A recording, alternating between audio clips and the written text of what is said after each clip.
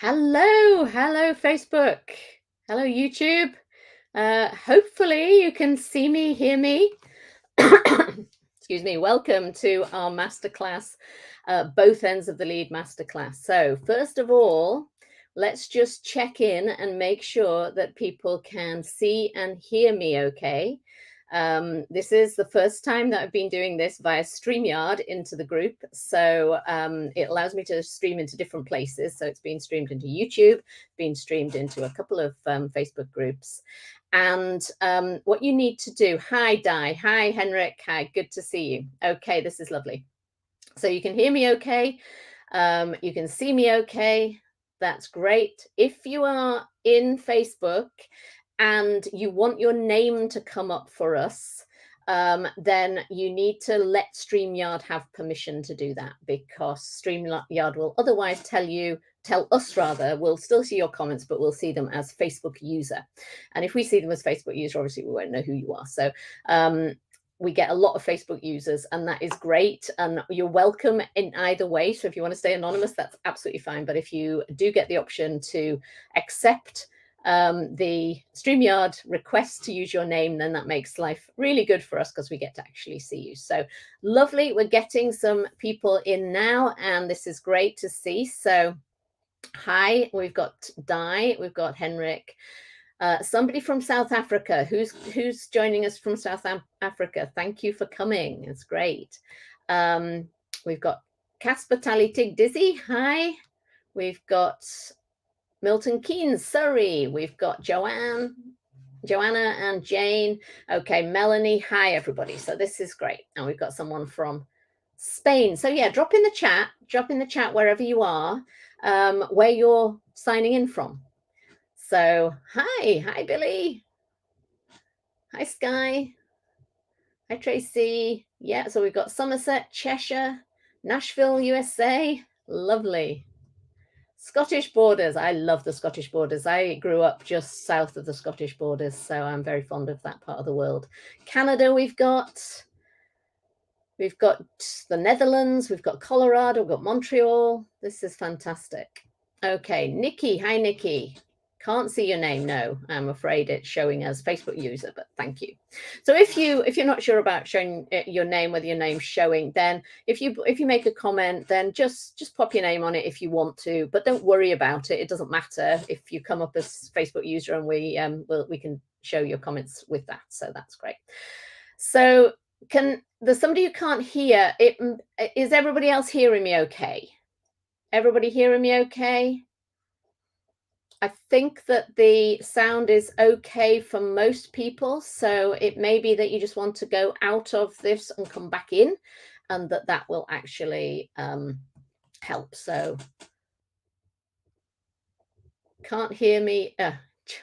Can't hear me on YouTube? That's strange. Okay. Yeah. All right then. So you can hear me. Everybody can hear me. All right. That's great. So we're going to get started with this. We should be here around a couple of hours, and maybe a little bit less, maybe a little bit more, but I will try not to let it be too much more, because I know you've all got things to be doing. But this is a topic that's really close to my heart. It's something that's really important to me, that we pay attention to both ends of the lead. So we spend a lot of time, and increasingly, and I'm really glad about this, that we spend a lot of time thinking about our dogs, increasingly thinking about the well-being of our dogs, as well as training our dogs. And we'll come on to that again in a minute. But what we don't do as much of is look at our own well-being. So as guardians of dogs who have potentially behavior issues for us, things that they're not behavior issues for them, they're obviously perfectly, most of the time, they're doing something because it makes them feel better. But they may be issues for us that cause amount of stress for us. And so that is something which means that as human beings in a relationship with an animal, we get to actually pay attention to our own needs as well in that situation. So that's what we're going to be looking at in the next 3 days. And it is it's going to be probably a little bit different to what you may have done before, unless you've done loads of stuff with me, in which case some of it you'll probably have come across before. And I just wanted to say welcome to anybody who's here from the Kindness is Essential, Not Optional conference. So if anybody who's new to me, who's come along because of that conference, thank you for coming, and you're very welcome. And anybody just want to pop in the chat if that is you, that's where you've come along from. I can't see. Can anybody else see the chat here? I'm losing the chat. Okay, so new comments. There we go. Yeah, I'm getting new comments coming in. Okay, lovely. So yeah, some people coming in from there. So that's great. So Anne from Empowered Dog. And who has spotted the deliberate mistake in the workbook? So who's got the workbook, that thing? The workbook with the deliberate mistake in the workbook. If you look on the first page of the workbook, the first the day one page, it's got the Empowered Dog logo, and that's because basically I was doing a masterclass for them last week with a workbook, and I used the same template that I was using for this, and one of the pages manages to get through with a with their logo on it, but that's fine, they won't mind. And Empowered Dog are really good to look into. If you want to get free education, then Empowered Dog are great, so gives you the option to go and search for them as well. So okay, so what we're going to be doing over the next 3 days, we are going to be looking at several aspects of the human end of the lead, and we're going to also look a little bit at the dog end of the lead. We'll look at that less, not because it's less important, but because there is more out there that is paying attention to that. So we're going to focus on the human side, but we're also going to look at the dog side. Now then, before we get going with that, I just wanted to get an idea of who is listening and what your background is. Jan, yes, it will be recorded. Absolutely, it's going to be recorded. And I've frozen and lost sound. I hope not. Let me know, anybody else, if you think I've frozen. It could be the bandwidth. It is being recorded. It is going live into the groups and onto YouTube, so it will be available there. And it's also going to be put up for those who are registered. You can get permanent access to it. I'll put it up in an area where you'll be able to access it anytime. So if you haven't yet registered and you wanted to register to get the reminders, to get the workbooks sent out to you, then you can register. If somebody wants to share. Oh, well done, Catherine. Catherine's just testing out that she can share her screen. That's brilliant. I'm just going to put the link for registering in the chat. I think this is the link anyway. Both ends masterclass. Oh, I put that in the wrong place. Where did that show up? I think that might have shown up. If that didn't show up, Catherine, would you be able to grab that? Yes, that showed up. It showed up on YouTube. That's strange. So I'm showing up as YouTube user. That's really interesting. Okay. Or Catherine is. I don't know. It's all a mystery to me. It's technology. It's all a mystery to me. Okay, but if you want to register, it's not too late. And all it means is that you'll get reminders, you'll get the workbooks, and you will find out what we're doing in terms of giving you stuff after the event. So first of all, then, who here is living with a dog whose behavior is causing you some amount of stress? Just want to say yes or no on this. Let's just see. And what behavior is it? Just let me know in the chat. Oh, all right, Sarah, we'll get you a workshop. Yes, yes, yes, me. Yes, okay. All right, yes, yes, a bit. Okay. Okay, and then the second question, so Facebook user, I don't know who you are, but no, you work with dogs who are fearful. My next question was, who works with people who are living with dogs who are causing them stress? So yes, working with dogs who are fearful. And then we've got lots of different things happening here. Barks at your son every single day. That's difficult. Trying to catch cats. That's difficult.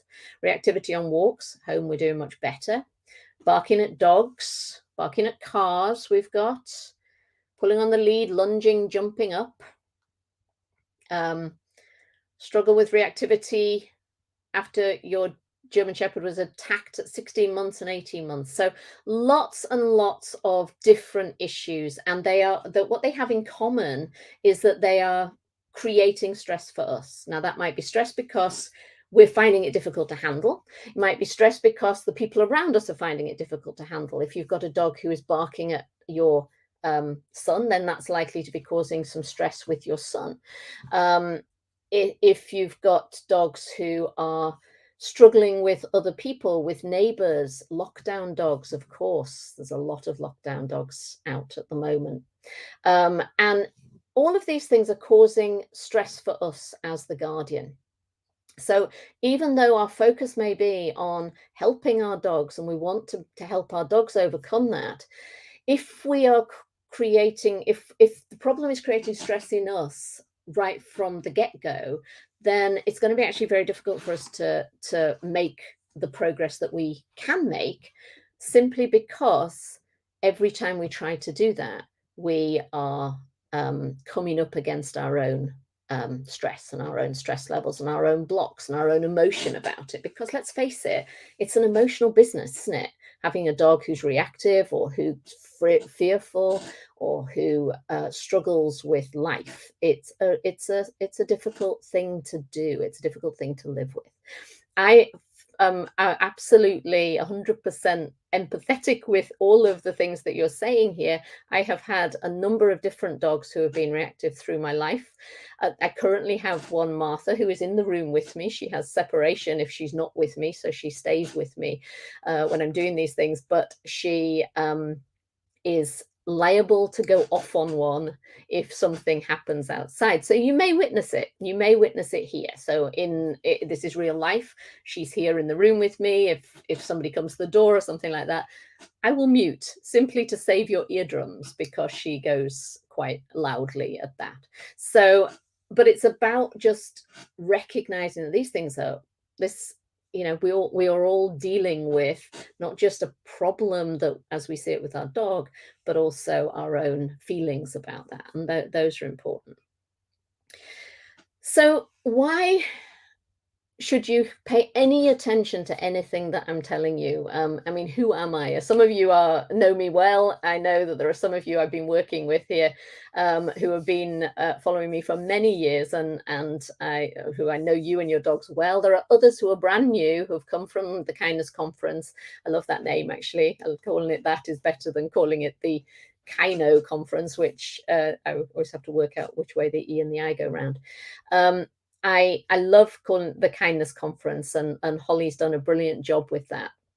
It's really good. And if anybody doesn't know it and hasn't been to it, search back in the group, because you'll find links where you can sign up for that, and you get the all the talks that are happening from now on. There's a paid version. You can get all the talks, but it's a free conference if you are watching it live or watching it within the day that they're released. And it's a great conference.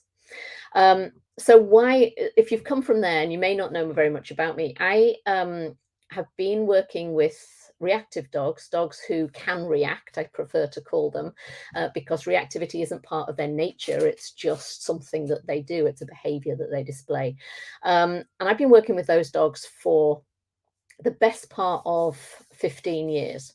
And for the past 10 years or so, I've been working with them mostly online. So I do some one-to-one work, I do some workshop type work, but mostly I've been working with clients online, and that's one-to-one clients and group clients. And I started working with reactive dogs because I had one. And how common is that? So, how many of us who are professionals here, and I know we've got quite a few professionals here, how many of you have come to this because of your dog in the first instance? You had a dog or you have a dog who you've been struggling with, you've struggled with for whatever reason, and it's led you down the path of finding out more, learning more, and eventually supporting others. And I was exactly the same. I had a dog who was quite reactive, and I wanted to find out if there was anything that I could do to support that dog. And as it turned out, I then have had many more because they tend to be attracted, don't they? If you start working with these dogs, you tend to always have these dogs. You take them in. Um, so um, so yes, so I've been working with these dogs for a long time, and at the time when I first started, I was part-time, and I had a job. My real job, if you like, was in university. I was a university professor, and I worked with on online learning a lot of the time, but my focus was on learning techniques, lifelong learning, helping students to learn more effectively. And one of the things that we used was a coaching approach. So rather than taking the approach where you are like going and teaching at people, was using coaching techniques to help students to find their own path through the materials. And I realized, as I did training in becoming a coach to do that, I realized that the stuff that I was doing, which was all around working through limiting beliefs, dealing with stress, all of those sorts of things, were very relevant to the clients I was seeing in my part-time business, which was working with reactive dogs. And gradually, that's where it all stemmed from. I started applying those things, learning more about techniques to help people, and that has been my focus. That has been my focus pretty much since then. Has been the both ends of the lead, and particularly the human end of the lead. Some of you will know my book. I think it's been mentioned in the chat, so thank you for that. I wrote a book a few years ago called Your End of the Lead, and that is available. It's available on Amazon and all good bookstores. No, it's available on Amazon pretty much. And it is a book which outlines my approach and the way that I like to work with people and dogs. So enough of that. So let's get going with this. So can we have the first slide up, please, Catherine? The next slide up. That's okay. Day one, we're talking about vision. No, leave that one up for a minute. We're talking about vision. Oh, thank you. So we've got some lovely comments about the book. Thank you. I appreciate that. I really do. Today we're talking about vision. We want to talk about what is your vision for your life and your vision for your life with your dog. And I'll come back to this because this is and why this is important in a minute. But if we just move on to the next slide, I just want to give an overview of, brilliant. An overview of what it is that we're doing over the next 3 days. And I want you to keep this in mind as we go through the 3 days. For me, reactivity is not a training issue. It's a well-being issue. Now, just have a think about that for a moment. It's not a training issue. It's a well-being issue. Now, we tend to, as trainers, because this is our wheelhouse, it's where we feel comfortable. When somebody comes to us with a dog whose behavior is causing them stress and difficulty, we tend to jump in to, well, what behaviors can we teach them instead? What can we get them to do so that they won't be reacting? What can we do to help that person have their dog more under control? So we tend to talk in that sort of language to stop the behaviors, don't we? And I would argue that reactivity, and indeed any behavior issue that you may be talking about, so this applies, I talk about reactivity, and I'll be talking about reactivity in this this masterclass, but this applies whether you're talking about reactivity, resource guarding, whether you're talking about separation anxiety, noise sensitivity, whatever it is, predatory behavior, whatever issue you may be dealing with, we are talking about a well-being issue. Now, what do I mean by that? First of all, what do what does well-being mean to you? So first of all, if I asked you to define well-being, what do you think well-being is all about?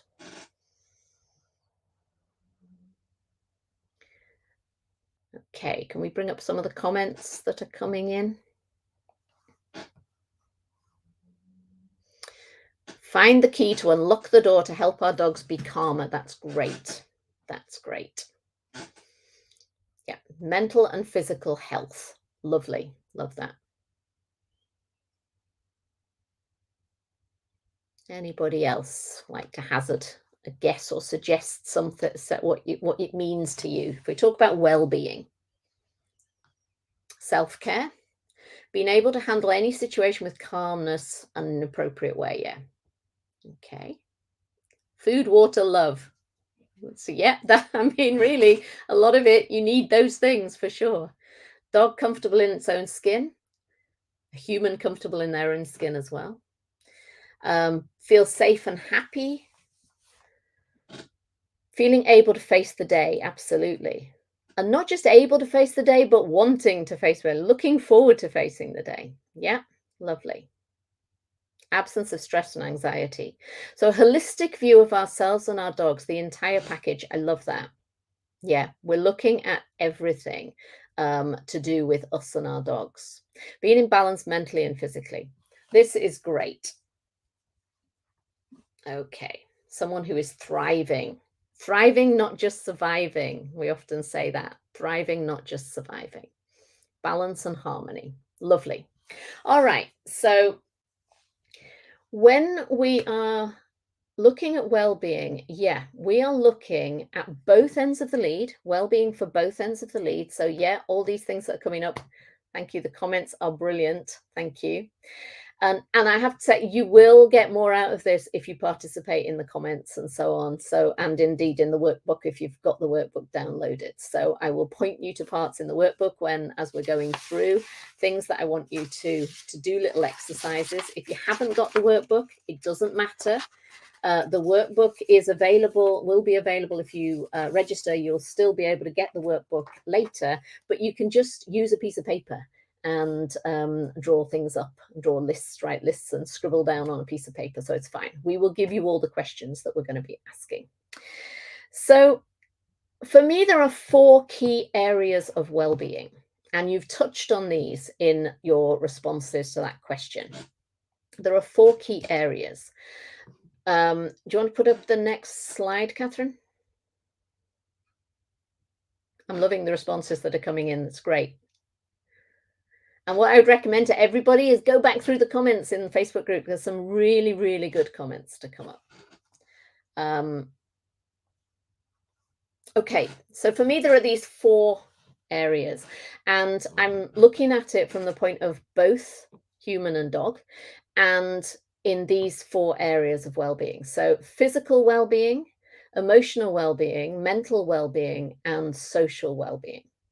Now, what do I mean by those? Well, physical well-being is fairly self-explanatory. It's that we are free from pain, that we are, as far as is possible, that we have good nutrition. I think it was Henrik mentioned food and water. Yeah, that we have more than just survivor rations. We have good nutrition that is keeping us fit and healthy. We have exercise. We are whatever we are doing, we are in a position where we're actually able to be physically well. So that's the first thing. Second thing is emotional well-being. And emotional well-being, emotional balance, people have talked about balance as well, being content and relaxed, feeling safe. All of those things are really important for emotional well-being. We need to feel safe. We need to feel that we are loved and cared for, that we matter. All of those things are really, really important. And for many of us, this is actually quite a difficult thing. And we get a little bit scared sometimes of emotions, and we don't want to be expressing emotions. We don't want to be sharing emotions. And I'm not going to ask you to do anything that's going to be difficult here in terms of sharing emotional stuff. But I would say, think about emotions as just information. So emotions are your energy flowing through it, energy in motion. It's emotions are the energy that's within you flowing out flowing through. And if we get emotional or if we don't get emotional, we still will have emotions. So we may outwardly show emotions or we may not, and different people feel differently about it. And there's no right or wrong in that. Nobody's putting there is a particular way that you should be. But we will all feel stuff. And our dogs feel stuff too. Our dogs, of course, have emotions. They're emotional beings. And a lot of the behaviors that we see are coming out of their emotions that they're feeling about a particular situation. Often feelings of being unsafe, feelings of being scared. People have mentioned fear. Frustration is another one that people have mentioned. So these are emotional states that our dogs will be feeling and that we will be feeling. Absolutely, we will be feeling as well. So well-being is about looking after our emotional state as well. Our mental state is about having a mental stimulation. So for people, that might be outlets for creativity. Humans are making creatures. They're creatures of creators. We're designed to make things. And so it doesn't mean that you have to go and be a crafter or anything like that, but doing something that allows us to have an outlet for the things that we enjoy, that allows us to have outlet for to be able to think and have discussion, and anything that is keeping us mentally aware and healthy is all good things. Wordle is one of the things that is going around at the moment that is a good thing for people's mental well-being, unless it drives you nuts and makes you frustrated. But those are the sorts of things people talk about. And it used to be Sudoku. There are all these little things that crop up which people say are good for mental well-being, and they're good because they get you actually doing stuff that makes you think. Our dogs need that too. So giving our dogs things that help them to think, to be problem solving, those sorts of things, really important.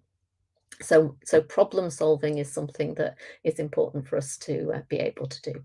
And then the fourth area of well-being, which we don't always think about, is social well-being. So this is about our relationships with others.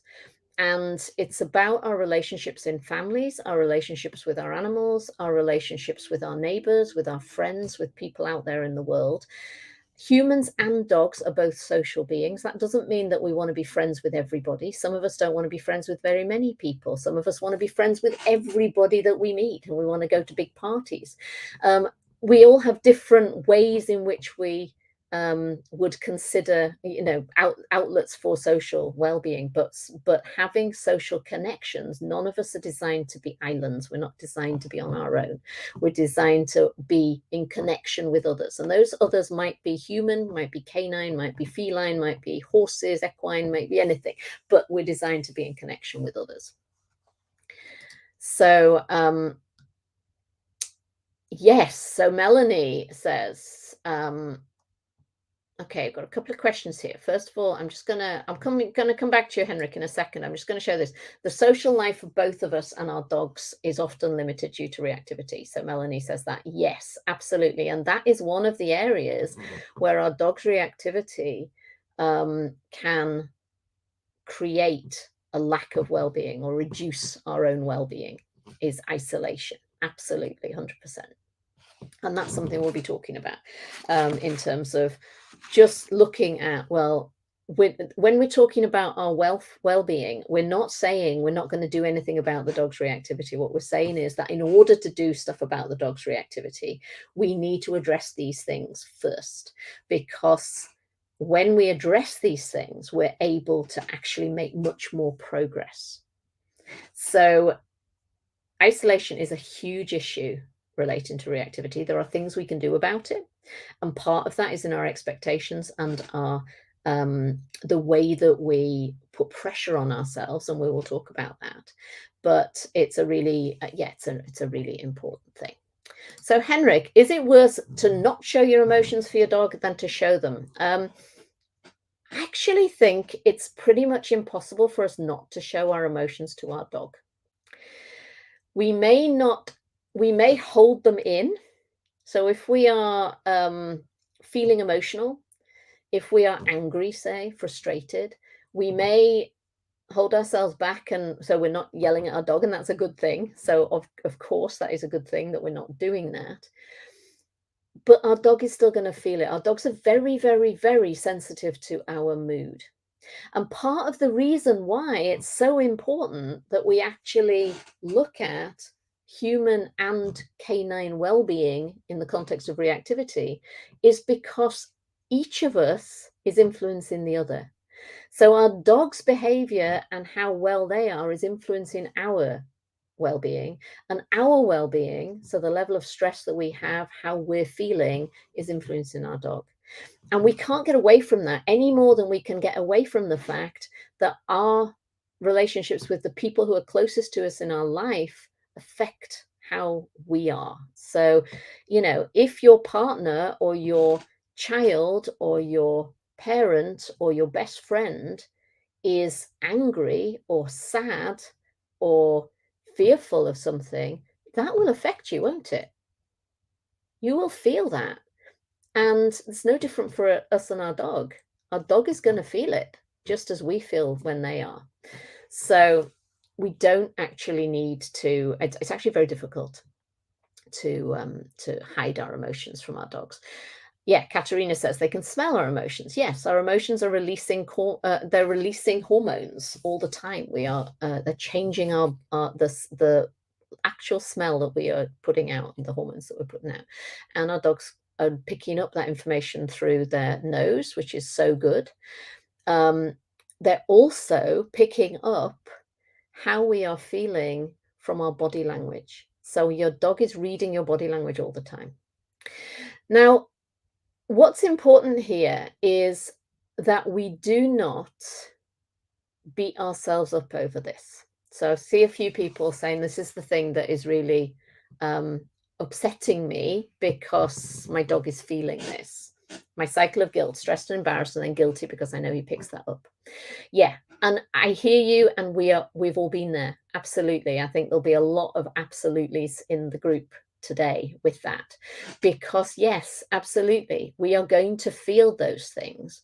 And one of the reasons that we're focusing on us and focusing on our well-being over the next 3 days is so that we can actually break that cycle of guilt and embarrassment and stress that our dog is picking up.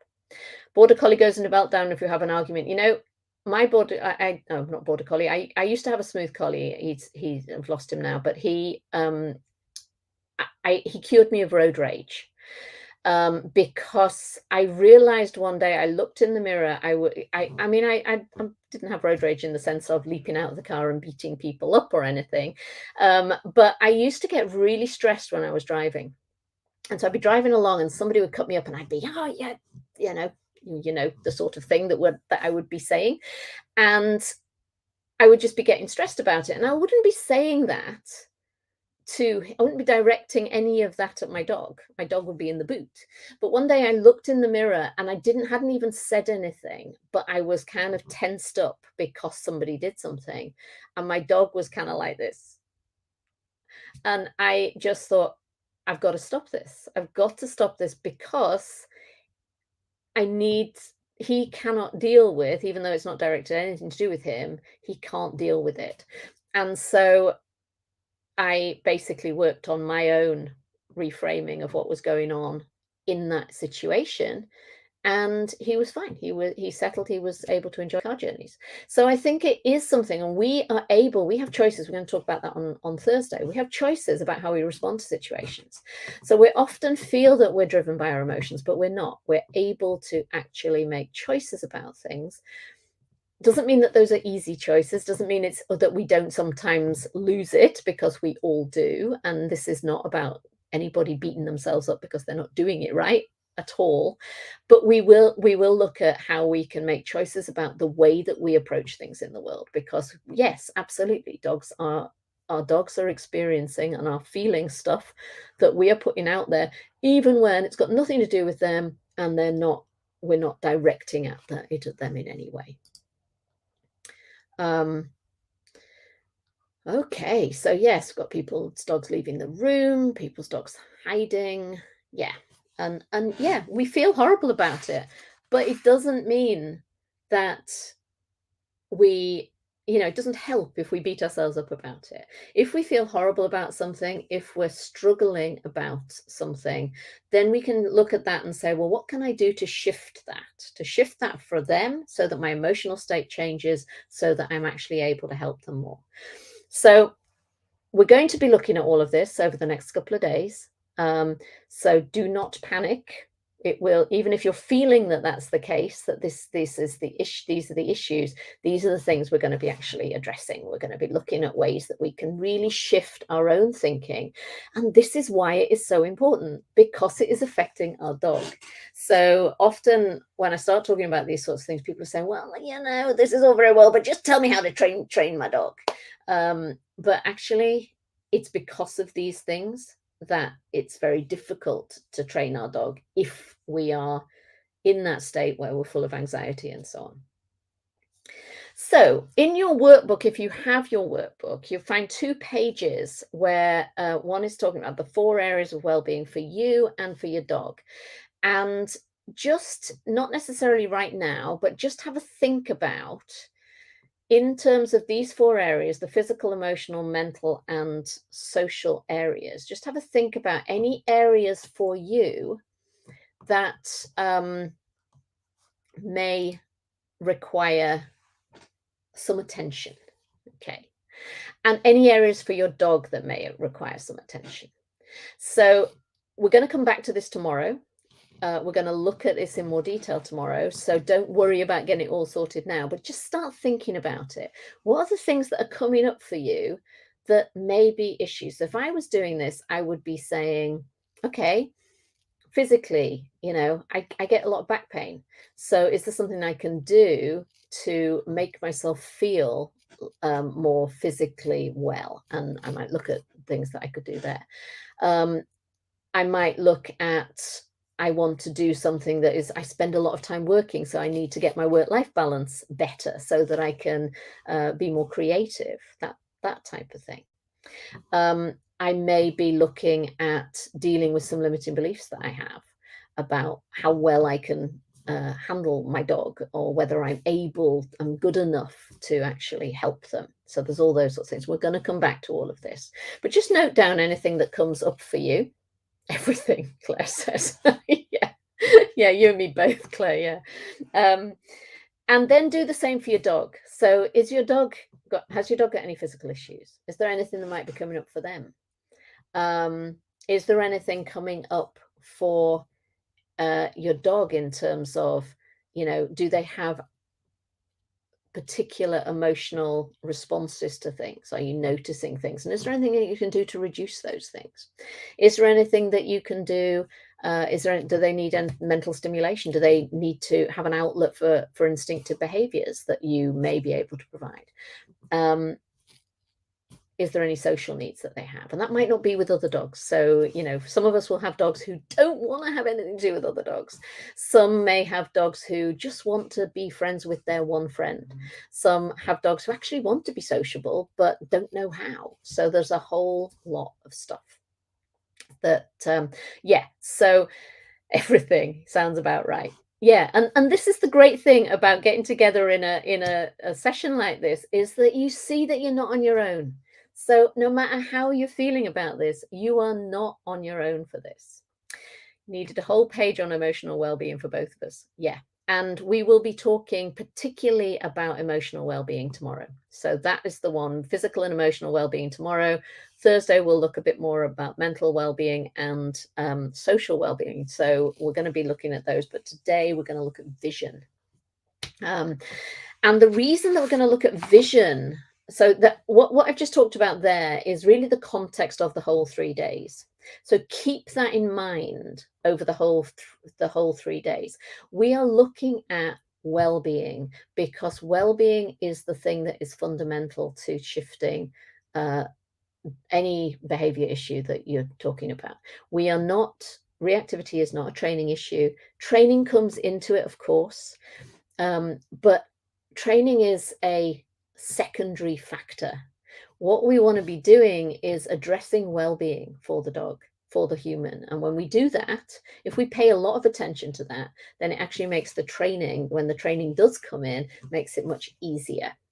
So those things are really important. Um, all right. So that's where we're sort of starting. I'm just going to check the workbook. I don't want to leave you with anything in the workbook that we're not. Okay, yeah. So we've got those 2 pages. I'm going to put those 2 pages away. All right. So when we have a dog, when our dog has a behavior or performs a behavior, does a behavior that we find difficult, what do we often focus on?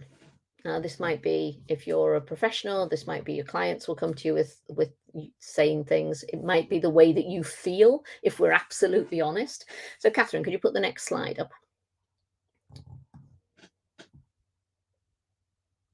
The workbook you can get if you register at Canine Confidence Academy / both ends MC. And it be sent out, and I'll also give you a thing. So yeah, we often are thinking stop, aren't we? We're often thinking, let's stop the behavior. Please, can it stop? And even when we're very aware about wanting to help our dogs be more comfortable, help our dogs sort things, how many of us just in that moment are just thinking, oh, please just stop it. Please just stop it. I know I do. When Martha kicks off and starts barking and she has one of her episodes, she often gets triggered by my other dogs. So at the moment, we're trying out keeping them separate for a lot of the time, because she's triggered by, I have a very small dog, a little dog called Otter, who is a Chihuahua Min Pin cross, and I have Martha, who's a smooth collie, who's with me.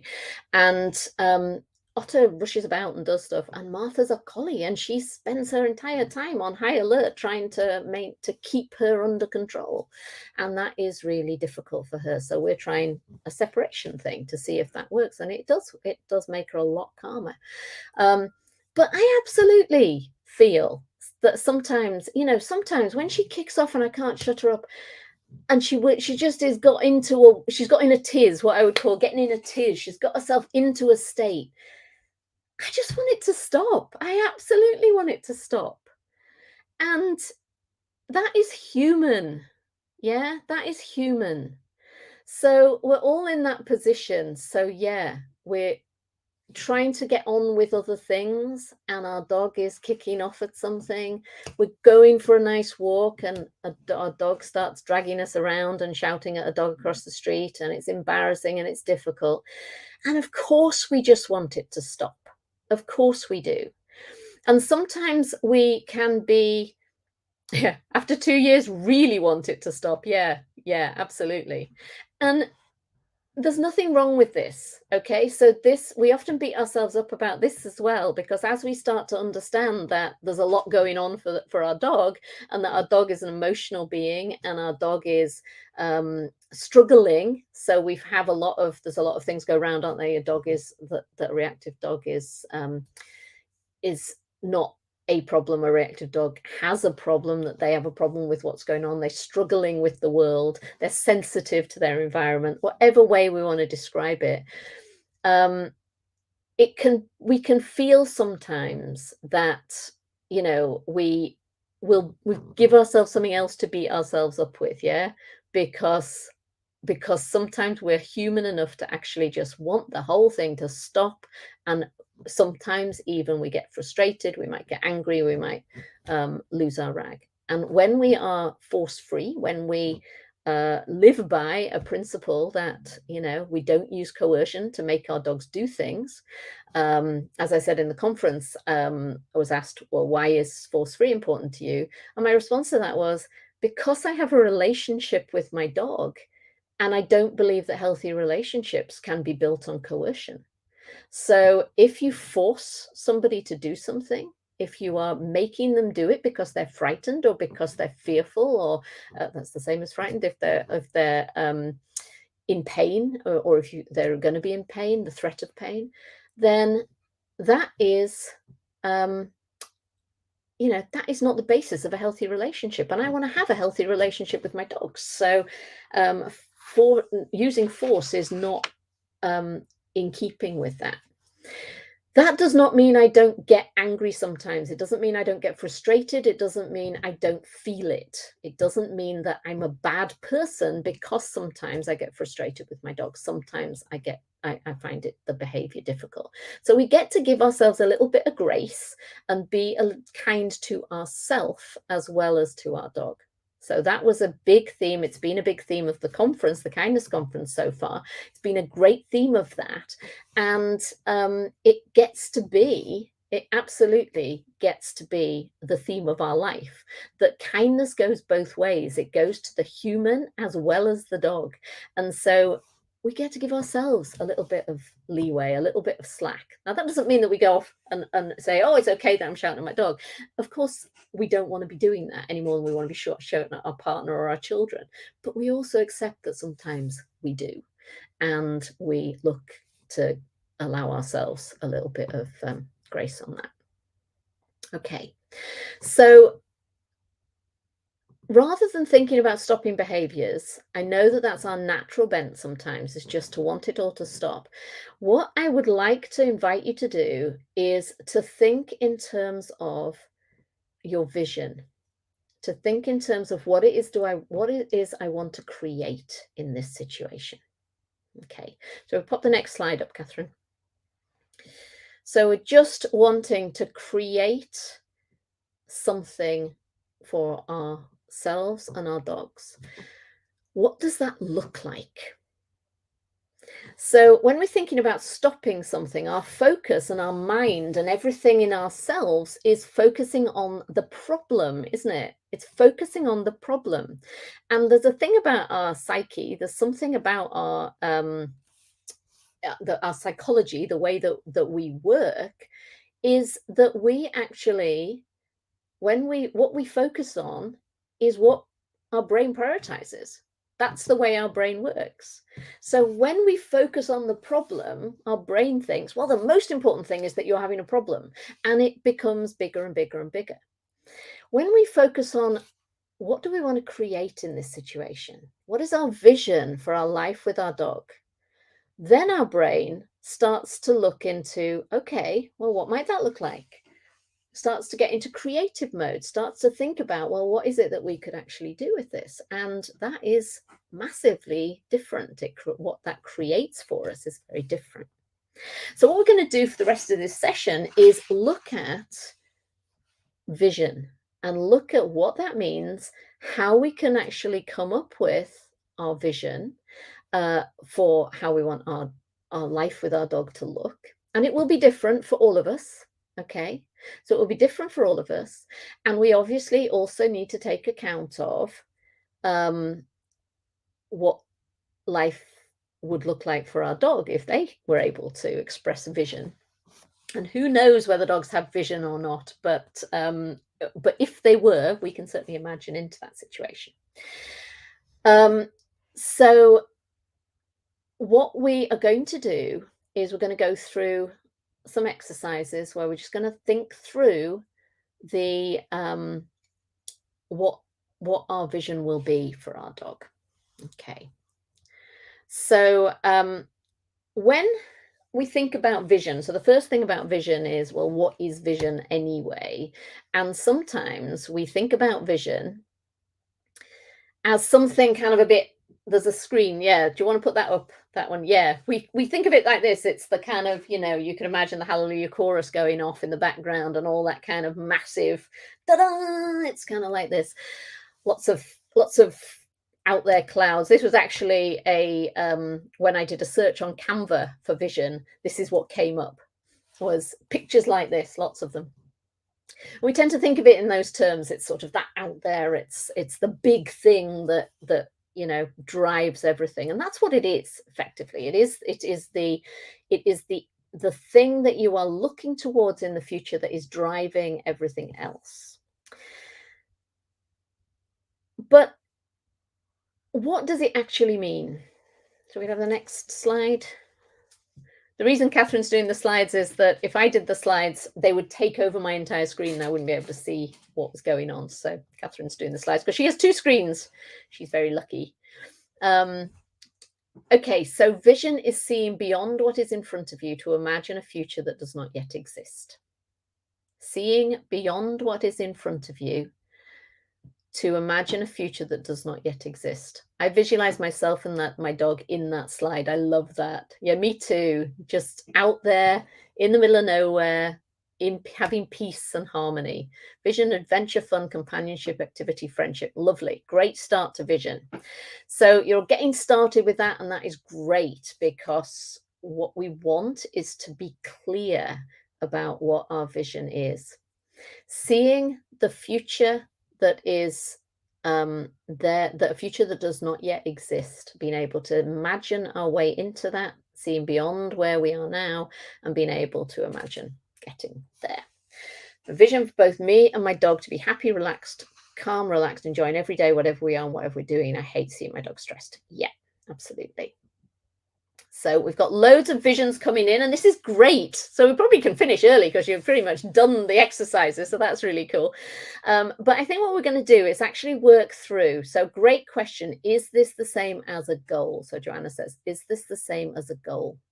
No, it's not the same as a goal.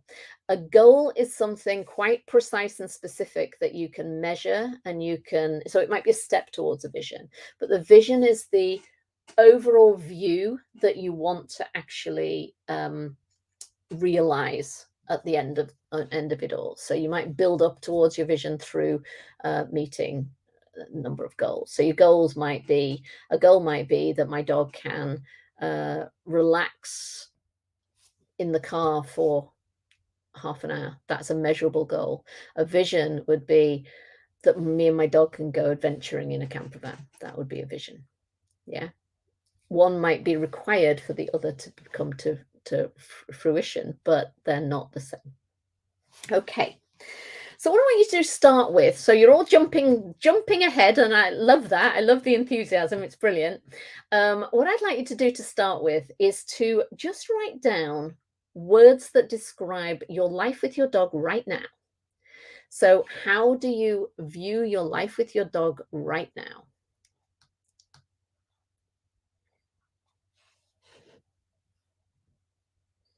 Just throw some of those into the chat. For this, I want you to include the good and the bad. I want you to include the things that you love about your dog, the things that frustrate you about your dog, how you feel, and what you actually are doing. So I want you to sort of paint a picture. Now, you don't need to share all the details of it here, and if you don't want to, you can just write this down on paper, but I'd like you to actually go through this exercise. Because what might happen as you go through the exercise, so some of you have been putting up your vision right now, and that's great. But what I want you to do is actually see whether your vision changes. You may actually dig deeper and get a clearer vision. You might actually find that your vision's different. You may find that you want to actually expand on it. So yeah, so I want you to just start off with what life is like right now. So what's your experience right now?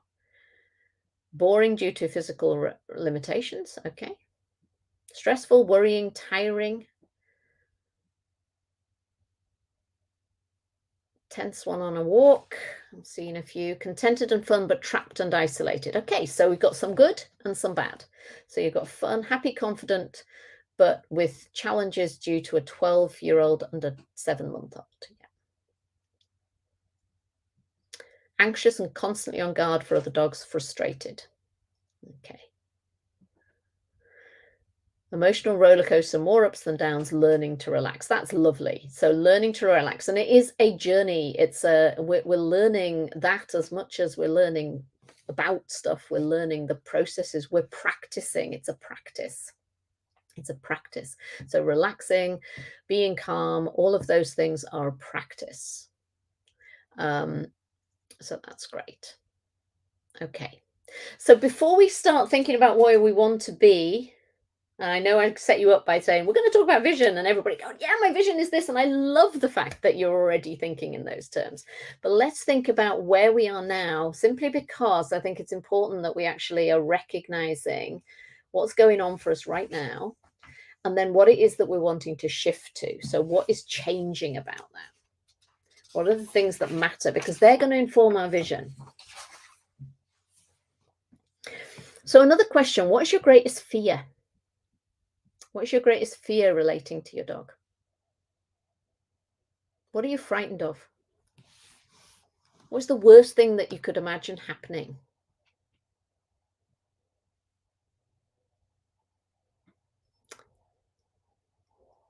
Trapped with a dog I adore, not able to be apart. Yeah. Greatest fear is she will bite someone. Greatest fear is that he gets attacked again, that she'll get ill. Okay, so Katerina, that she'll get ill, is that she'll get ill and there'll be a problem with treating her, or that she'll get ill and you don't want her to be ill? Yeah, just knowing what it is about that. Him being hurt or hurting someone or another dog. A lot of the time, it is about biting, isn't it? It's about my dog might bite someone, my dog might hurt someone, that someone will take them away from me. Absolutely. Huge fear for a lot of people is that the authorities will come and take your dog away because they've done something. Not being able to, so yeah, injuring another dog, another bite incident. Yeah. Okay. So we've all got fears that are going on for us with our dogs. And a lot of those are around what is happening, having to say goodbye, put him to sleep. Yeah. Being taken to court, I can see in the thing. So there's a lot of stuff that's around the whole legal thing, all the stresses that come with that. Absolutely. And what I would say is think about these things when you're thinking about your vision, because your greatest fear is something which actually you can take action now to mitigate. So whatever that greatest fear is, you want to be thinking about how you mitigate that fear in what it is you choose to do and what your vision is for your life with your dog. Kicked out of future housing. Yeah. Dog being depressed, not achieving life balance. Yeah, and lots of issues about reactivity getting worse, about illnesses getting worse. So there's a lot of really genuinely difficult things that we are frightened of, and we are rightly frightened of. They're things that would have a big impact on us. And so part of our vision, of our finding our vision, and this is not to focus on the negative. This is just to say, well, okay, those are the things that we're most frightened of. So what can we do to make sure that those things cannot happen? So that's the first thing to think of. And that helps give us priorities. So what are our priorities? So if you had to choose the one thing that you want for you and your dog, what would that be? What would that one thing be? What is your priority? And try and be practical with this. Try and think of something that is a rather than, I want health and well-being, which is a big kind of broad brush thing. Try and think of in terms of things that are like you were talking about fears. So my fear was my dog would bite. Well, what's your priority? Well, my priority might be that we keep my dog from being able to have contact with people that he might bite or whatever. So staying together, that's nice. Reliable recall. Yeah, great. Fear of not being able to keep my dog safe if things go belly up. Yeah. Priority is more fun exercise. Love that. So if your fear was that your dog wasn't happy or your dog wasn't enjoying life, then you may have a priority around introducing more fun stuff. One of my fears is that my dog is bored, when I'm sitting around talking on the computer all the time, the poor old dog is just lying there minding her own business. So a priority for me might be actually making sure that she has fun things to do, and that we prioritize that we make sure that we have priority, that has priority. Be able to take him to the beach, let him off the lead, to enjoy our time together again. Yeah, lovely. More connection and understanding between us. So yes, so your priorities will also contribute to your vision. So what is most important to you is what is going to shape your vision. So sometimes the reason we're looking at these things, and the reason I wanted you to actually really think through and go through these questions, is that sometimes we will have a vision that is what we think everybody else thinks we should have. Does that make sense? That sometimes we'll aim for things that are not really what we want, but they're what we think everybody thinks we should want. A classic one is taking dogs out for walks. Now, I had a client once, came to a workshop once, who lived on a farm, had a very reactive dog, lived on a farm. The dog hung out with them on the farm. It was a small holding. They hung out on a small holding the whole time. They were out running around, enjoying. They were perfectly happy at the farm. They spent all their day out working with the other animals, hanging out, playing, being with their person. They were fine if they need to go to the vet. They had no problem with people, so they could go to the vet. They had no problem traveling. But they really, really struggled going for a walk. They struggled on the lead. They struggled going anywhere where they might meet another dog. And when I spoke to this person, and she was beating herself up because she couldn't take her dog for a walk. And I said, "Do you have to take your dog for a walk?" And she was gobsmacked at the thought that she didn't have to. And it wasn't because she wasn't taking the dog for a walk because she felt she wanted to. She was taking the dog for a walk because that was what you did. That to be a good dog owner, dog guardian, caregiver, whatever word you want to use, to be good at that, you had to take dogs for a walk. And people would tell you that. The media will tell us that. Society tells us that. Rescues often tell us that. And she was beating herself up because she didn't want to do it. And when I actually gave her permission and said, "You know what? If he was mine, I would never take him off the property except to go to the vet. You've got 20 acres here. He's having the life of Riley. He's loving it. He's living the life that most dogs can only dream of. And he does not need to go anywhere else. He's absolutely fine." She had people who would come in and look after the farm because, of course, she couldn't go off without leaving somebody with the farm because she had other animals. So there was never any issue. The dog was perfectly happy. And that permission was all she needed. So what I really want to emphasize for you is that what you choose, what your priorities are, what your fears are yours. And your vision is yours. It doesn't have to be what everybody else's is. So I noticed some of you were saying, I saw Wendy popped up there. Hi, Wendy. Wendy was a moderator on Your Underly for a long, long time. And is wonderful, and has a wonderful dog called Pip. And Pip and Wendy have worked out the life that they are comfortable with and happy with.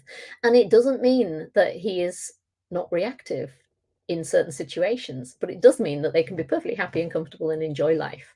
And that is what you're aiming for. What is your vision for your life with your dog? That actually fulfills your priorities, what you want, not what you think everybody else thinks you should want, or what you feel is the sign of a good person, or anything like that, but just what will work for you and your dog. Okay. Next question. What do you love about your dog? Let's share what we love about our dogs. What do you love about life with your dog and about your dog?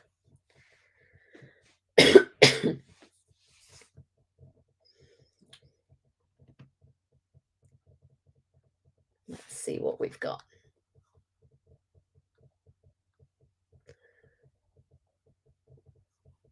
Yeah, anything? What do you love? In Sweden, you have to walk your dog by law? Seriously? You have to actually take them out of your own property by law? I get that you have to exercise them. That's a different thing. And I think this is something where we get to actually look at this. I call this the deconstructed dog walk. Um, i- walks are there as a convenient way of meeting a number of needs of a dog. So our dogs have needs for exercise, for companionship, for play, for fresh air, for the opportunity to sniff and do stuff.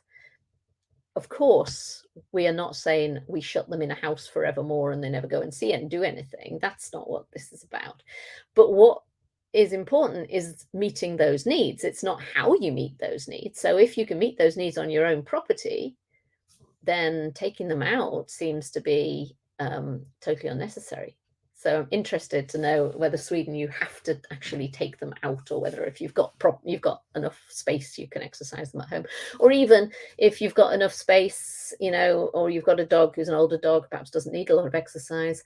Yeah, you have to go for walks. That is crazy, crazy. Yeah, this is where when walks are made by people who don't understand, oh, sorry, when laws are made by people who don't understand dogs. So that's tricky. Well, maybe what you do is micro walks, as Matty, some of you will know Matty, who's here in Canine Confidence Academy. She talks about micro walks where you're just going out literally for 30 seconds and then coming back in. So that's another possibility for meeting the requirements of the law. Anyway, so we got some lovely things coming up here. So the things that you love, the list is endless. His smile, his eyebrows, so movable. I love that. I love almost everything else with my dog. Everything, they are my life. Lovely. Sharing time, running and walking. Yeah. So this is great. Wicked sense of fun. Lovely. And it's always good, isn't it, to snuggling on the sofa together in the evening. This is lovely. So it's really good to remind ourselves, isn't it, of all the things that we love about life with our dog, because this thing that is the problem, even though it often gets blown up as being the biggest thing, it's just one bit of our life with our dog. And our life with our dog is also all the other stuff, the enthusiasm they have for life, their sense of humor at our expense. I love that. They're fun, intelligent, energetic, running with them, walking with them, how they're looking, tennis ball obsession we've got, companionship, listening to her sleep and snore. That's great. I love that. It's nothing like listening to a dog sleeping, is there? Watching a dog sleeping. So yeah, keep these things in mind. These are the things that you love about your dog, you love about life with your dog, and they clearly are the things you want to keep. So your vision gets to include these things that you love. So when you do stuff together, the things you love doing with your dog, the times that you love to sit and watch your dog, to relax with your dog in the evening, whatever it is, those are the things that get to stay in your vision. So those are the things that get to be captured in that vision.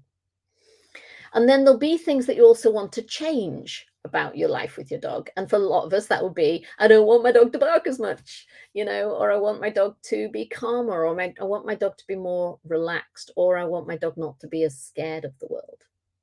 So whatever it is, write down. And again, if you've got the workbook, you can write this in the workbook. If you've not got a workbook, just write down a piece of paper. Write down what it is that you want to change. What do you want to change about life with your dog? Don't worry if you have to pop out or drop out. You can catch up with this. You're getting the stare. It's the evening walk. Yeah. All right. I would get that. Evening walk is 8 minutes late. Yeah. I would get that if I hadn't fed my dog early. I would be getting the stare, and it would be more than the stare. It would be I'm being starving. I'm being starved. So yes, no, it's fine. Catch it up on YouTube, or it'll be in the group. So yeah, reactive just a couple of minutes a day. So yes, we may want to change that behavior, but it's always worth getting a bit of perspective on it, isn't it? How many hours of the day is your dog barking or reacting, or whatever it is that you are finding difficult? How many hours of the day is that happening? And sometimes people will say, well, it's 3 or 4 hours. And that's a lot, that is a lot, but it's still 3 or 4 hours out of 24. And some people, when you ask them that question, they'll say, well, it's probably just a minute or two in a day. And sometimes, I mean, I got to the point with Miri, my lurcher, Miri, that by the time she died, she was probably reacting once or twice a week for about 10 seconds. And I would still identify her as a reactive dog, a dog who would tended to react to things. But most of the time she wasn't at all. She was funny and she was smart and she was affectionate and she was all sorts of lovely things. And occasionally she would kick off at something, but it was very quick and it was very fleeting and it was very manageable. So yeah, what is it that you want to change? So better coping skills. See there. That coping skills for them and possibly for you as well. I think I need to continue to change me, to change my responses when she's evidently not happy, to be more relaxed. I love that. Thank you for that. Yeah. And that's what this is all about. It's about shifting stuff so that we can actually change stuff in us that will have knock-on effect for them. So we're not doing this because it's all sort of self-indulgent and we're thinking, oh, well, I can sort it out for me and it's all going to be fine. We're doing it because when we have a better balance in ourselves, we're going to be able to help them more. We're going to be able to be more supportive of them. We're going to actually be more effective because we will be focused in problem solving rather than problems. So we'll be focused on solutions rather than problems. We won't be feeling guilty. So Joanna, yeah, absolutely stop feeling guilty about everything. We will not be feeling guilty all the time. And we will be able to actually shift things a lot more for our dogs. So it is about changing things for our dogs. It's just not all about that. Okay, so what you want to change for her, not to worry about each and every being in her life, and that, yeah, absolutely. I think what I'm loving about the responses that I'm seeing here is how much love and understanding is being shown for your dogs. So you're coming into this, and my heart is just goes out to you because actually this is, you're halfway there. You're halfway there, but because you are prioritizing your dog, you're looking and noticing that your dog is not happy, you're noticing that your dog is struggling, and you're wanting to do something about it. That's why you're here at 7:15 on a Tuesday night. Why else would you be here? It's because you care about your dog, and that is the first step. And all of these things that we're looking at, and the things we want to change, and the things we love, all of those things become possible when we actually start shifting our mindset and our way of thinking about things. So next thing in terms of our vision is what really matters. What really matters to you? So that might be all of the things I've just said about your dog's well-being. So what really matters to you is that your dog is happy, that your dog is comfortable. Maybe what matters to you is that your family is comfortable, that your family is able to do. Maybe you've got kids and you want your kids to be able to come and go and do what they want to do, and that's a struggle. Maybe what really matters to you is that you can relax and that you can actually have an outlet for stuff, and that at the moment you're focusing so much on your dog that you're not looking after yourself, and that you've let that go, and that means that you're under stress all the time. And so what really matters to you is to get that balance. I want people to see what I see in my dog. Yeah, that's beautiful. That is beautiful. Yeah. We want to see, and that so many clients say that to me, that what hurts them most is that nobody else sees what they see. Nobody else sees the dog that they know. Everybody else sees the dog who is scared, who is barking, who is being disruptive in whatever way.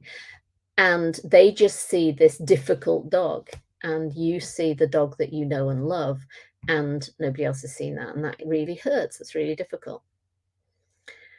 Pain-free, not just in body, but in mind too. Absolutely. And pain is something we're going to talk about tomorrow.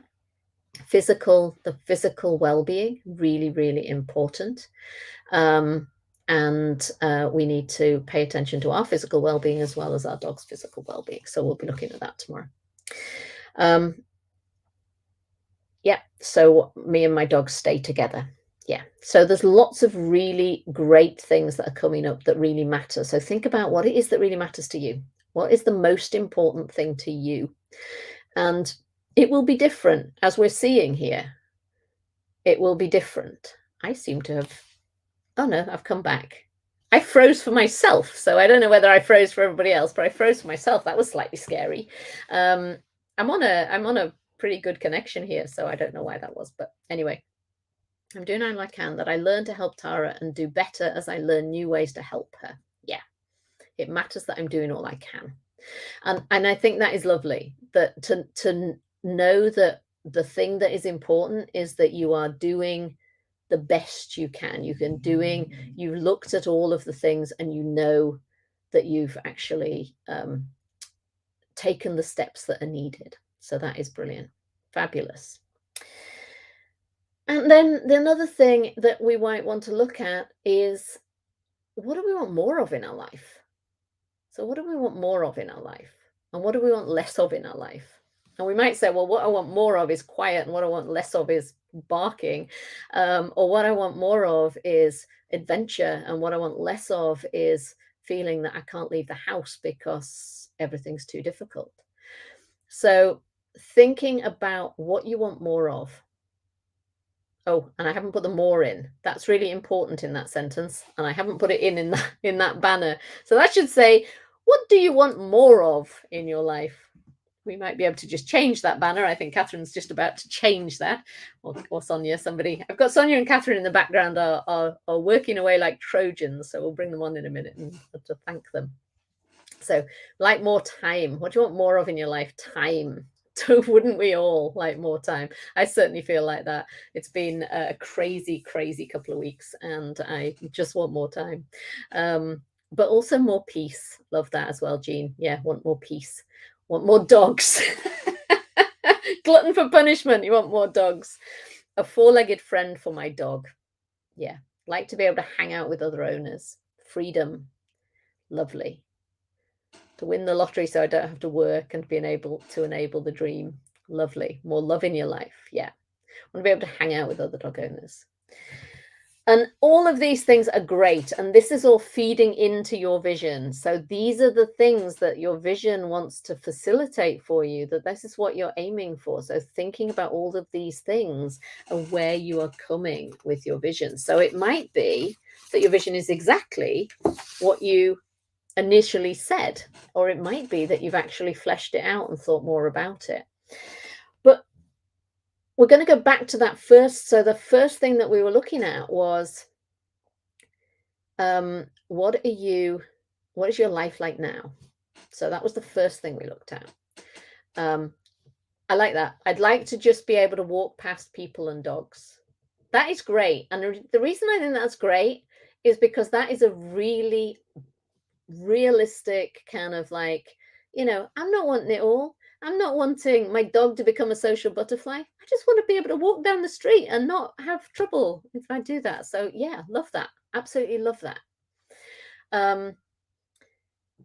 What I want you to do now is just remember that vision is being able to imagine the future that hasn't happened yet as if it has happened. I want you to imagine you are in your life with your dog, the life you would like to have with your dog. What does it look like? What are you doing? What sounds? What are you hearing? Where are you? What are you feeling? What's your dog doing? Who else is there? So all of those things, just see if you can paint a picture. If you're a visual person, if you want to draw it on a piece of paper, draw it on a piece of paper, what you want it to look like. If you want to go off to Pinterest and create a vision board for it, go and do that. If you want to write it down in words, I tend to do everything in words, as you may have noticed. Go and just write it down or write it in words. But write it down as to what, as if you were there.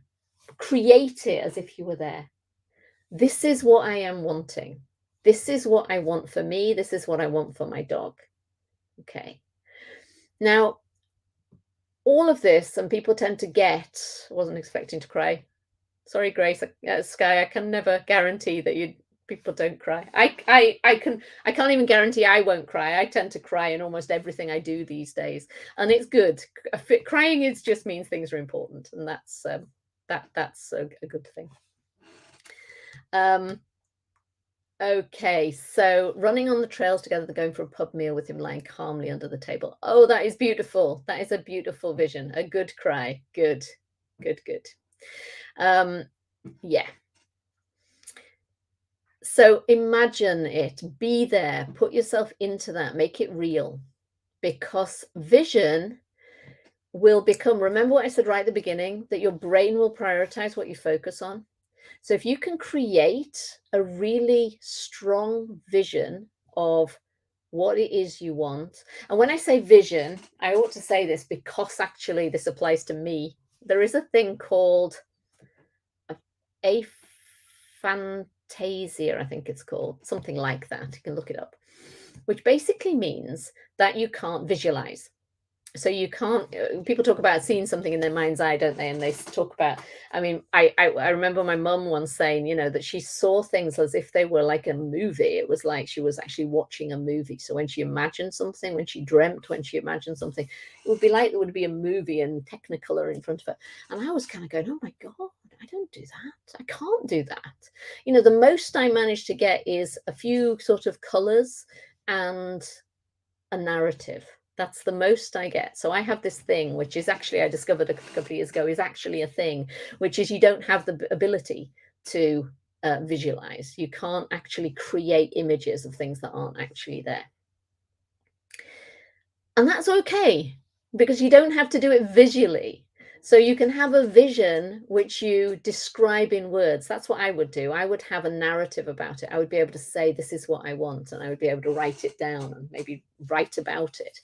And that's how I would make it come alive. So you make it come alive in whatever way works for you. If it's drawing, if it's pulling out pictures, if it's sketching, doing a mind map, if it's writing down longhand, if it's narrating it, it doesn't matter. You create it however it is meaningful for you, and you make it real. The important thing is you make it real. This is happening. So what is this feeling like? Take yourself into, what are the emotions you're feeling? How are you experiencing it? What is your dog feeling? How are they experiencing it? Not just what you're doing, not just activities, not just listing the things you'd like to do, but actually that experience of being there. So somebody mentioned they were going to go for the long walk over the moors, and then they were going to stop at a pub on the way home. The dog would be snoozing under the table and they would be having their meal and whatever. You can imagine that. What are the smells, the scents, the smells and scents, the same thing, the sounds, the, you know, what are you tasting? What beer is it? What drinks are you having? What food are you eating? Make it real. Make it real. Create that vision. And you don't have to do it now. Obviously, you can do it now. You can share it in the thing. But yeah, we all want to come to the pub. Yes, absolutely. Can we join you in the pub? Yes, please. We will all be there with our dogs lying under the table peacefully. That will be marvelous. But make that vision really real. And that is how you create a vision. And remember that your brain will focus on the things that you prioritize. So if you get that vision into your head in whatever way works for you, whatever way you can really dig deep into it, then your brain will say, oh, that's important. That matters. That's something that we want to focus our attention on. And when that starts to happen, and you start to think, well, how am I feeling in that situation? Well, I'm really relaxed. I'm sitting there with my friends. We're all sort of sitting around. I'm relaxed. I'm happy. We're laughing. That becomes your emotional experience. And so you're starting to shift into where it is you're heading. Okay, so the more you make that real, the more effective this will be. Now I've got a kind of little rider to put in here, because people often will say, well, that's all very well, but what's realistic? What is fair?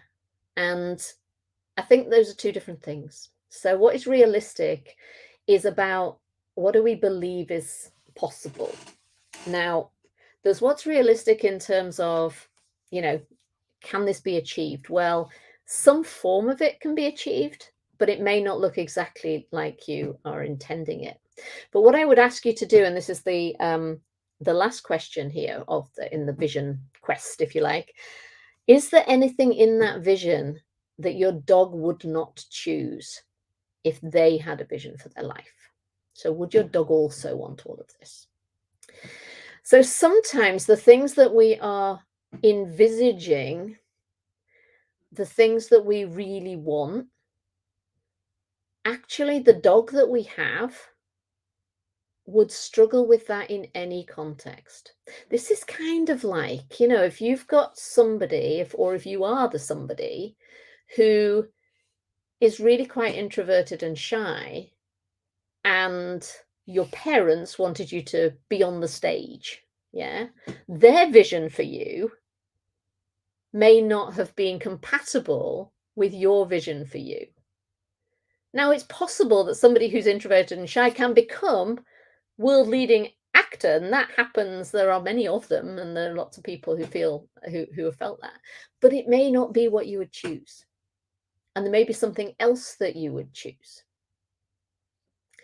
So it's really important that we actually go back to that vision and then say, well, okay, my dog maybe can't express this, but would this all be what they would want? And that is particularly important when we're thinking, well, what I really want is to be able to go to somewhere busy, or I want to be able, my dog to hang out with the whole family at Christmas, people running about and doing stuff.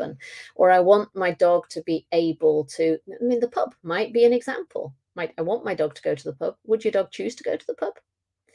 And if not, is there a way that we can have our part of a vision and still keep our dog comfortable for their part of that vision? So it doesn't actually necessarily mean that our dog doesn't get to take part in the running on the hills bit, which our dog may have wanted to do, but there may be another way of dealing with the pub bit.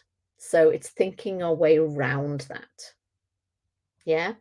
How do we deal with the difference between our vision and reality when we try to create it? Really great question. So the first bit of that is that we look at, well, what is it that is behind our vision? So we're looking at, if we feel, so let's take the vision of taking our dog, we want to be able to walk our dog anywhere. Okay. But we think actually our dog's not very social. So our dog may not actually want to be meeting up. So somebody said, wouldn't really like all those off-lead dogs coming up in her face. So maybe walking calmly around London parks will never happen. Well, maybe not. Or maybe we have a different view of it. And that is that we focus on, well, how can we have that experience of the walking, but we have ways of protecting her from the off-lead dogs. We have ways of making sure that she's with us as opposed to going off where she may feel threatened. We learn to be able to handle situations, or we choose our timing where places are less busy, or the part of the parks that are less busy. That may not be possible in London parks, but we can look at outside of the box. So we're thinking outside of the box, and we're going to be looking a lot at things that we can do to shift how we think about things.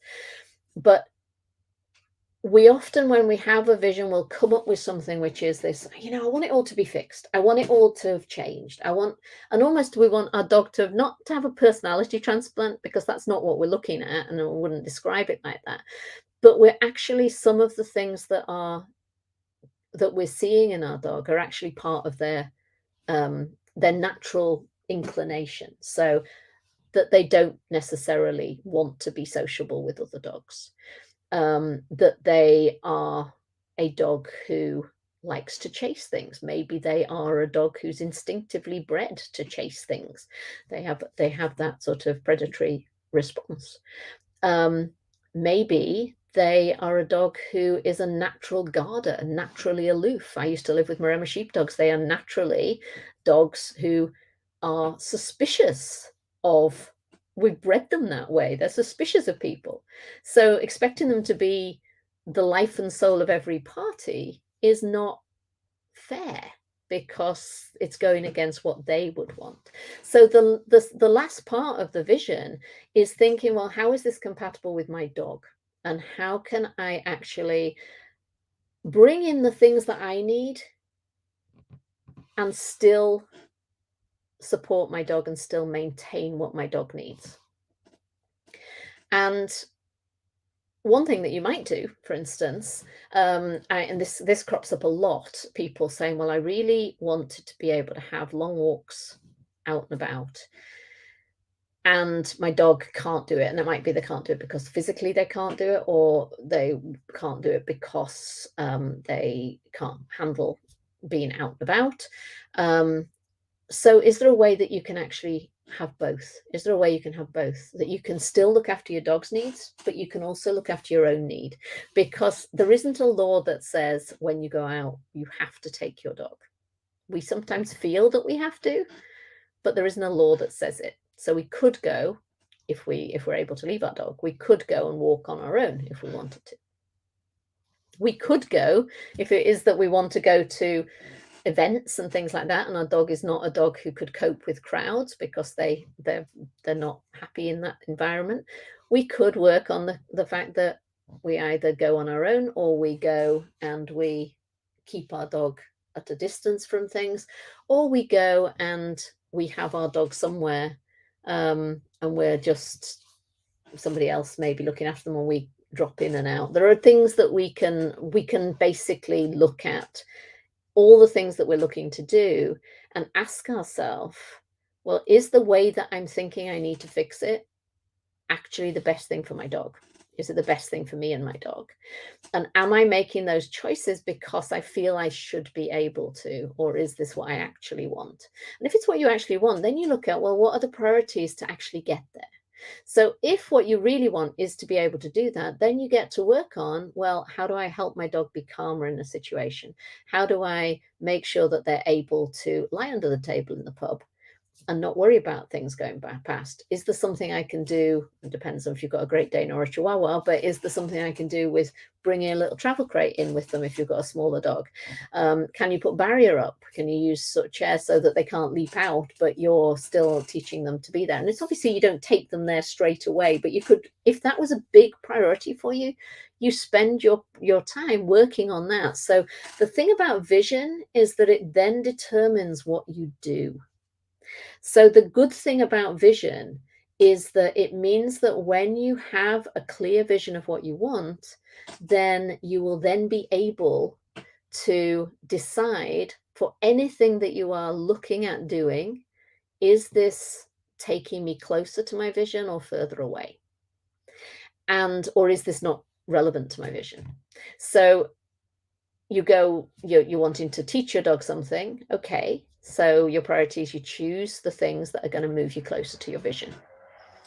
And that may be what your the next person is doing, or it may be something completely different, and that's okay. Okay, we don't all have to be doing the same thing. So does that all make sense to people? How are we doing? I can't see, not seeing comments. My dog wouldn't like crowds or indoors and pubs wary of strangers, doesn't like visiting, being a rescue. I think he's worried about being left. Okay. So you may choose that you make a choice about how you are where you're taking your dog. And yeah, I think Melanie, I think that is so important. Can we share Melanie's comment? Yeah, it's so interesting. We expect every dog to be able to meet our vision, and we forget they are not all the same and have their own characters, needs, emotions, personalities, which might be incompatible. We wouldn't try to fix children who had different personalities. We try to accommodate them, so we wouldn't force them to go hiking when they just want to read a book. Absolutely, absolutely. And sometimes I think what we are doing And I read that Laura Donaldson actually posted something today, I think it was, where she was saying about uh, pathologicalize. No, that's not the wrong word, but we're basically making a problem out of things that are naturally inbred in dogs.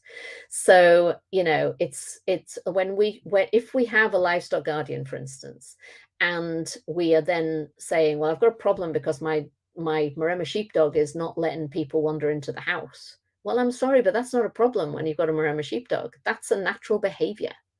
That is a natural behavior that we've bred into them.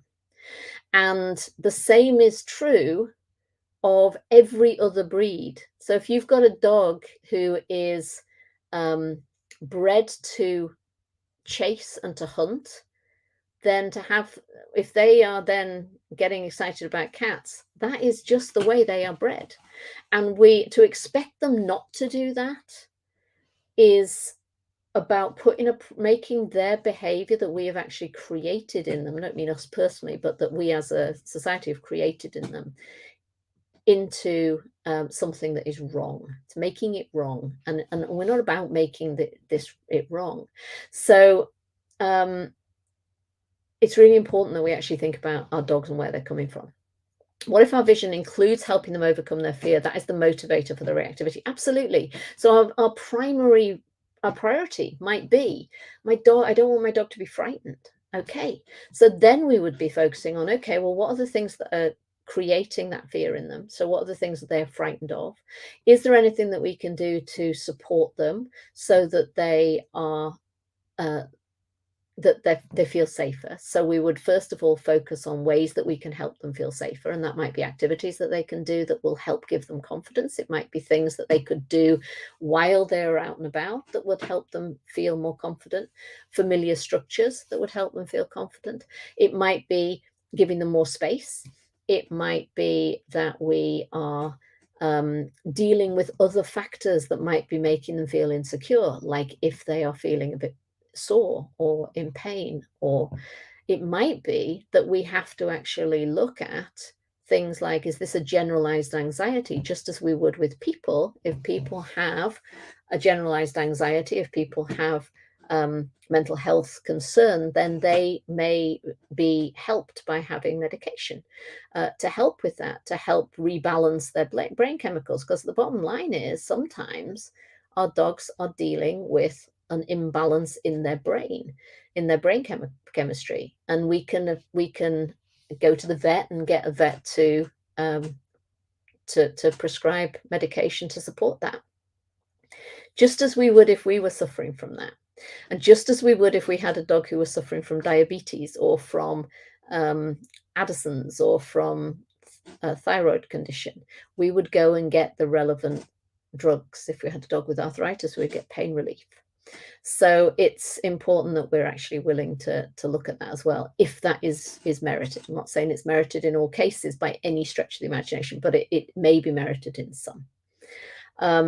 So reminding myself that it's okay to grieve the loss of some of my dreams with my current dog has made a big difference. Absolutely, Sky. And that's so important that we are able to see that and acknowledge that this is a grieving process sometimes. That when we have a dog who is not able to do the things we had dreamt of when we got that dog, whatever those dreams are, and if when we've come to this, we've actually kind of identified that what we want in our vision is not what our dog would want, then we get to allow ourselves the space to grieve for that, and to maybe adjust our vision and to adjust what it is our dreams are and to create new dreams. And there's nothing wrong with that at all. I'm getting a bit distracted because I keep coming up leaving comments, and I am making comments. So I don't know who's logged in as me, but is on face. Oh, Catherine is logged in as me. Okay, Catherine. Thank you. Catherine's logged in as me on YouTube. So that's really funny because I keep seeing these things come up. They're going, I didn't say that. But I'm perfectly happy with that. That's fine. No problem. I agree with you, Catherine. I just thought, how did I manage to say that when I'm not there? That's very odd. I wasn't. I don't know. Okay. All right. So very true. I'm not there yet. And yeah, absolutely. It's a journey. It's a journey. All of this is a journey. We are not always there. We're not always able to do it immediately. And it's not something, again, that we get to beat ourselves up about. You know, you're here because you care. And we get to actually work through that. I bet that's Roz. Is that Roz? You've ended up in Holland rather than Italy. Is that you, Roz? It just comes up as Facebook user. But yeah, the Holland versus Italy, there's a lovely little story, a little video that's around. And if you look on the group, you'll probably find it. If you do a search for Holland and Italy, it's lovely. And Roz, if you are listening, could you repost it? It would be great. But it's basically about the shift that you make when you it was around having a child. Oh, it's Angela. Hi, Angela. Yeah. So it's about the shift that you might make if you have a child who has a different abilities, and you how that shifts for you, and how you what you dreamt of when you were expecting a child, and then it changes, and it just is, you ended up in a different place, and the different place is just as good. It's just not the place you originally thought you would be. So having to shift your vision doesn't mean that you have to accept second best. It just means you get to think about a different vision, something that is equally as great, but it is just looks a bit different. And we're getting some comments here about man trailing, which is fabulous. Doing things that helping with a worry of strangers, doing man trailing, so using her nose, getting and doing stuff, things like that. Finding stuff that would make a big difference. I know that scent work's made a big difference for a lot of dogs, different sorts of scent work, and that is all really, really important. And yeah, dog class enjoys watching other dogs. That's lovely. So yeah, finding the things. That's one way that we can work on this, is to find the things that actually do make a difference, and start to actually introduce those into our vision.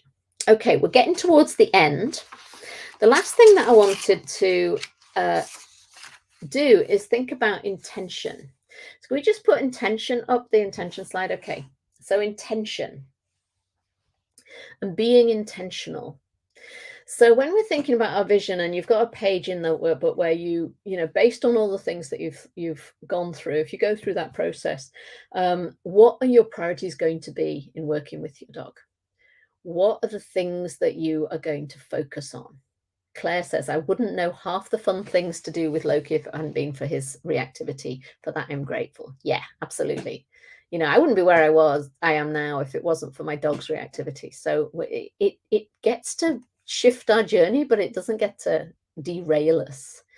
And that's the important thing. So intention, we often think about intention as being something which is a bit wishy-washy, don't we? It's kind of like, well, I intended to do that, but it didn't happen. It's that sort of thing that people talk about intention. Well, it was a good intention, as if it's something that doesn't happen. But actually, I discovered today that the word intention comes from the Latin intent. I did A-level Latin. I should know this, but intentio, I think, intentio. Anyway, I haven't got it written down, but intentio. But literally, what it means is stretching. It means stretching out. That's what intention means. It is not a wishy-washy concept at all. It is about a commitment that we can make to what we want to create. Okay. It's a commitment to who we get to be in order to create that. So it's not just about what we do, it's about who we get to be. So if I want to really stretch myself, then what I might be looking at here is, well, my vision for my dog is what I'm committed to creating. What am I committed to creating in this moment? What is my intention in this moment that is moving me in that direction? So what am I committed to creating today to move me one step forward towards my vision? Who am I committed to being? And that might be, I'm committed to being more patient with myself. I'm committed to creating an environment where my dog can relax. I'm committed to creating self-care for myself. I'm committed to being loving towards myself rather than judging myself. So there's a whole set of possibilities in that. But what I would suggest and what I'd like to invite you to do as we close for tonight is to just think about what you're committed to. What is your intention going forward? What are you committed to creating? And you can do this so whereas your vision is that huge big picture of where you'd like to end up, the future that you can't yet see, that you're seeing before it's actually happened. What your intention is can be a daily thing. So my intention, what am I wanting to create today? And it could be that you're wanting to create a stronger connection with your dog. You're wanting to create peace with your family. You're wanting to create adventure. And to do that, you're committed to being open, you're committed to being flexible, you're committed to taking some risks. There's a lot of ways that you can think about it. And I would invite you to think about each day setting an intention. My intention is to be curious. I love that. That is great. Your intention is to be curious. To be curious about what? And what will be the outcome of being intention? Intention in medicine is the healing process of a wound. That is amazing. I love that. I didn't know that. Thank you for that. Yeah. My intention is to chill out more, remembering I'm doing the very best I can for Tara. So that's Janine. Thank you for that. Yeah, absolutely. My intention is to be brave. Love it. Courage. Courageous. Brave. Lovely. I intend to make my dog the dog he always wanted to be, in harmony with me and the other dog. Excellent. That's lovely too. Creating harmony. Okay, creating your being. So Di, your intention is to be braver. Your intention is to be courageous. And being courageous, you will be, and to be brave, you will be brave. It's not relative. So we don't have to kind of see it as a stepping thing. If you're brave in that moment, then you're brave. You're not just braver, you're brave. It's always to never give up on her. Love that. Being curious is about how I can solve a problem rather than being critical of myself. Yeah. Oh, that's fantastic. Yeah. So you want to be curious, to be able to be a seeker of solutions as opposed to a kind of focuser on problems. Fun. Fulfill my dog's potential. Intention to try harder, to work on being a better handler, to be calmer and more patient. So again, Sharon, you don't need to worry about trying and being more than more. You could just in that moment, your intention is to be calm. Your intention is to be patient. Your intention is to be whatever it is that you are looking at. You don't have to try harder. You just get to be whatever that better handler looks like. So if that is developing skills, then you get to develop those skills. And you don't have to do it all at once either. So you could just, what your intention for that day might be, I'm going to create space to be able to practice. Space to be able to practice. So I love that. So we often, I just wanted to highlight that. That's not a criticism in any way, but just to highlight that we often focus on, we have to, we're almost limiting ourselves or putting ourselves down a little bit in the way that we express it, in the way that we say things. So if we say, well, I've got to try harder, that suggests that we're not doing a good enough job. And you are, because right now, the fact that you are here tells me something. It tells me, and the fact that you're still here after 2 hours nearly, tells me that you are doing the best that you know how, that you care passionately and deeply about your dog's well-being and your own well-being and the people around you, that these things are important to you, because frankly, you wouldn't be here if it wasn't the case. And so we can only ever do the best that we know how in that moment. And that is what we are doing. So, we don't have to feel that we're not good enough. We just get to move and make an intention that this is what we're going to do. Thank you, Ruth. I'm glad it's been helpful and inspirational. You see, I struggle with receiving. This was inspirational. No, it was a helpful thing. No, but thank you. Thank you. So sad to have to leave right now. Oh, it's all right. Lovely. Okay, well, you can, catch up. And Sarah, thank you so much for coming. So create more time. So this is what you're wanting to committed to creating more time in your diary for your own dogs and not just for clients. Yes, that's one of mine too. That's in my intention. I'm committed to creating space for myself and space for my dogs, and being the person that my dogs think I am. I think that's the one that people often say, and I love that. Okay, so that is pretty much us for tonight. And for once I haven't run over time. I'm actually finishing a little bit earlier, 8 minutes early. So I'm and my team behind the scenes are kind of going, what? She's finishing early? No, I'll probably just gonna go on for the next 8 minutes just to fill in time. But no, thank you so much for coming. I hope you found it helpful. What I'd like you to do, if you can, before tomorrow, is just go through the questions in the workbook.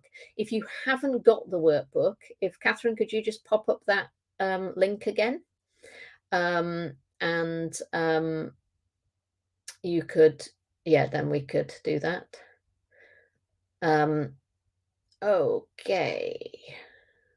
All right, lovely. It's lovely to see all the people, familiar names, and the names that are new friends. So that's lovely. Good. I'm glad it's been helpful. I'm glad it's useful to you to think about these things.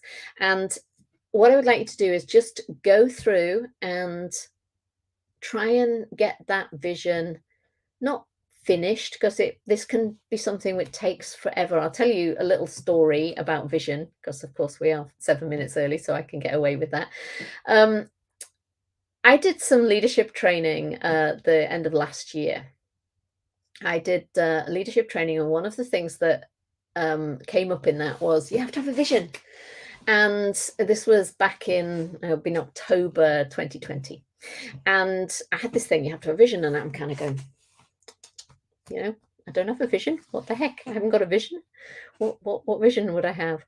And there were people there, and they had their vision was to create, build schools in Africa, and then somebody else's vision was to develop a whole new educational system, and somebody else was to create a massive company that was going to change the world, and all of this sort of stuff. And I was sitting there tapping my, twiddling my thumbs, tapping my fingers, and kind of going, I have no idea. I don't have a vision. My vision is just to be happy, it was that. But it was really kind of like, I didn't know what the vision was. And I went through this whole entire process feeling, I'm not, I'm not really in tune with this. I didn't really work. And what I had to do in order for the vision to come through was I had to deal with a lot of stuff that was in that was blocking me. So don't worry if it isn't clear, the vision that you want isn't clear. Just keep on thinking through those questions, mulling it all over, and see what comes through. And when it came to it, I realized after the end of this whole thing, so it was like about 6 months later, I was just sitting there one day, and I was just suddenly thought, oh, that's it. That's the vision. And the vision that I had was that people would know they mattered. And that was it. It wasn't building a massive business or creating schools or bringing water to the plains of the desert or anything massive like that. It was just people would know they matter. And once I had that as my vision, and that is still my vision, that is what guides what I do. So that would guide everything from, do I smile at somebody when I'm walking down the street, to what do I actually offer in terms of programs and things like that. And one of the things that is driving that, or the thing that is driving that, is that people should know they matter, that people should learn that they matter, because for so long I didn't know I mattered. And it was going through that process, that 6 months actually helped me to really believe that I mattered for the first time, allowed me to reach my vision. So sometimes we are blocked by what we feel we don't deserve it, or we can't do it, or when, whatever it is, we're not enough. We will have that. We'll be talking about those things tomorrow and on Thursday. So don't worry if you don't see it all immediately. It can take time. Just let yourself sit with it, and think about the questions. The post for the link for the workbook. Let me just put that up again. I'm hoping this will work. Can you put it up, Catherine? Or am I doing this? If I put this in the chat, will that go to Facebook? Thank you, Robin.